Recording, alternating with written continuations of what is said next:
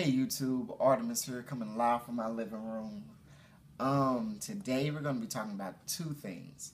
Cars and what are they made for? Obviously they're made for transportation, getting to point A to point B. But who are they made for? Today we're going to talk about the two cars that I chose. Is first the 2014 Dodge Charger, and then on the other hand you have the 2014 Toyota Camry. Both cars are very good. You know, they get you from point A to point B, like I said earlier.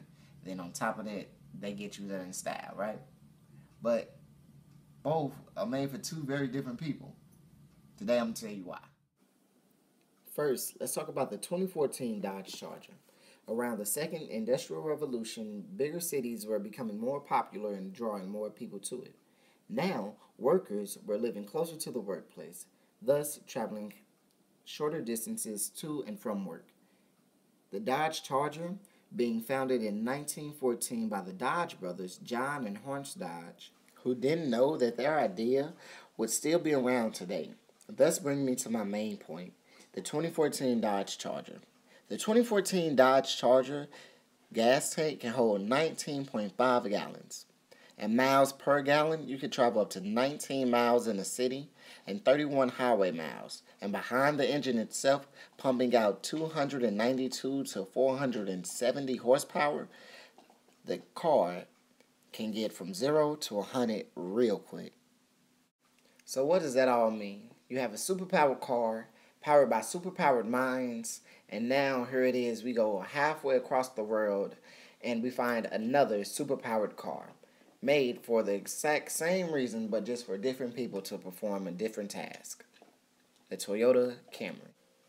The Toyota, starting in 1937 in Japan, founded by Kiichiro Toyota, who studied at the University of Tokyo, had a vision that he was going to do something great.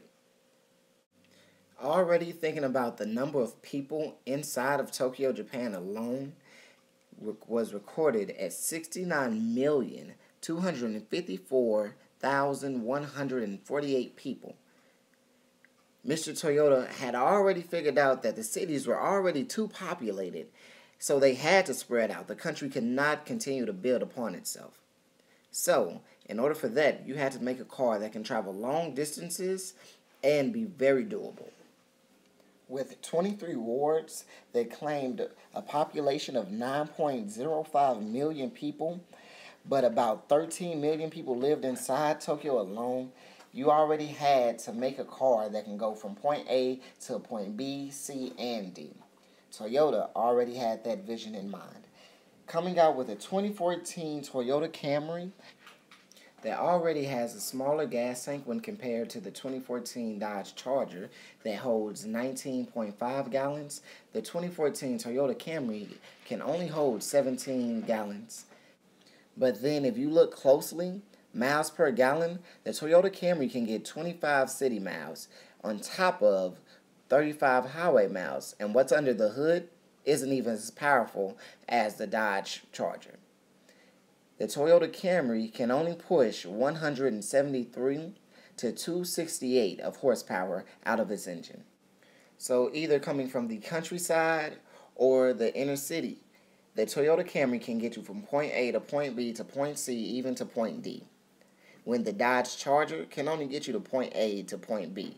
It may be faster, but hey, what about longer? Now back to the main point about comparing the two. The Dodge can go faster in short distances because it's built for a city person. Just like in the U.S., everyone is more so drawn to the city. The Dodge Charger is the way to go. But on the other hand, like the 2014 Toyota Camry is made for people who live outside of the city and need to get from point A to point B to point C and D in a timely fashion. That's the way to go.